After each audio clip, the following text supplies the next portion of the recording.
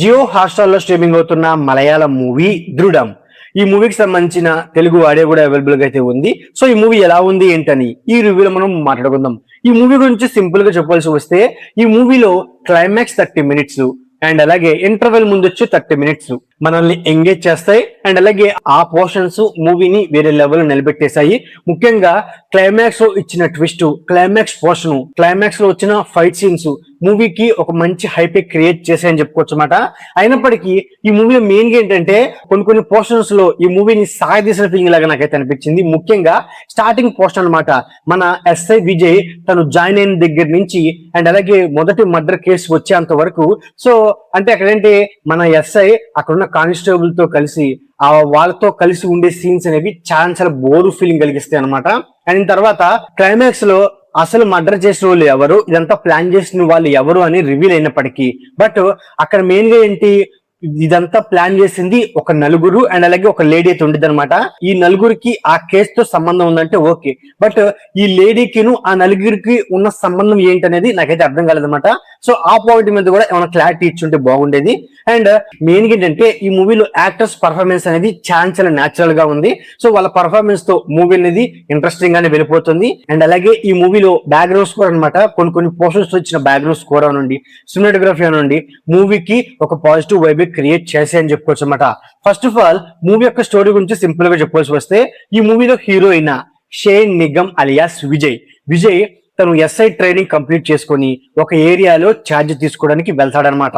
ఆ ఏరియాలో 0 crime rate. But మన హీరోయిన్ ఎస్ఐ విజయ్ ఛార్జ్ తీసుకున్న కానించి ఒక మర్డర్, ఒక రాబరీ, మళ్ళీ ఇంకొక 2 మర్డర్లు వరుసగా జరుగుతూ ఉంటాయి అనమాట.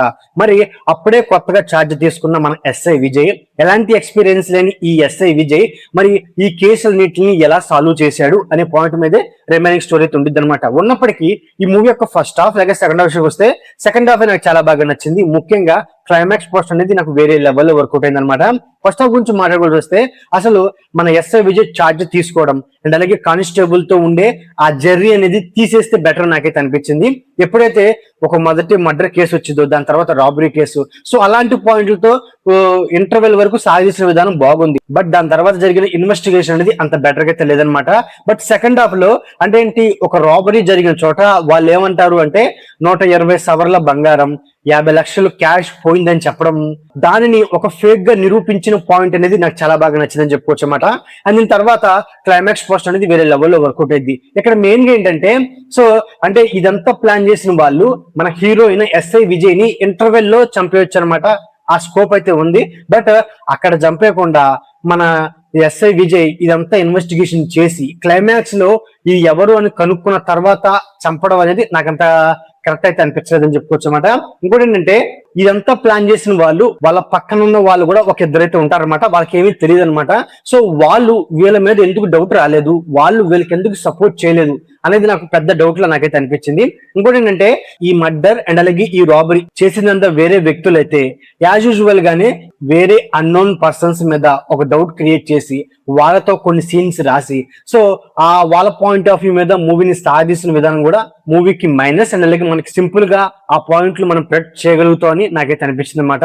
సో ఓవరాల్ గా మూవీ గురించి సింపుల్ గా చెప్పాల్సి వస్తే, స్టోరీ పాయింట్ బాగుంది, యాక్టర్స్ పర్ఫార్మెన్స్ కూడా చాలా న్యాచురల్ గా ఉన్నప్పటికీ ఇన్వెస్టిగేషన్ అనేది ఇంకొంచెం బెటర్ గా ఉంటే బాగుండేది. అండ్ అలాగే కొన్ని పోర్షన్స్ అంటే ఏ పాయింట్ తో మూవీని సాగిసుకుంటూ వచ్చారో ఆ పాయింట్ ని తీసేసిన ఈ మూవీ అనేది ఇంకొంచెం బెటర్ గా ఉండేదని ఫీలింగ్ అయితే కలిగింది అనమాట. సో ఓవరాల్ గా ఇదండి దృఢం మూవీ రివ్యూ. నా రివ్యూ నచ్చితే వీడియోకి ఒక చిన్న లైక్, అలాగే మన ఛానల్ ని సబ్స్క్రైబ్ చేసుకోండి. Okay, thank you all.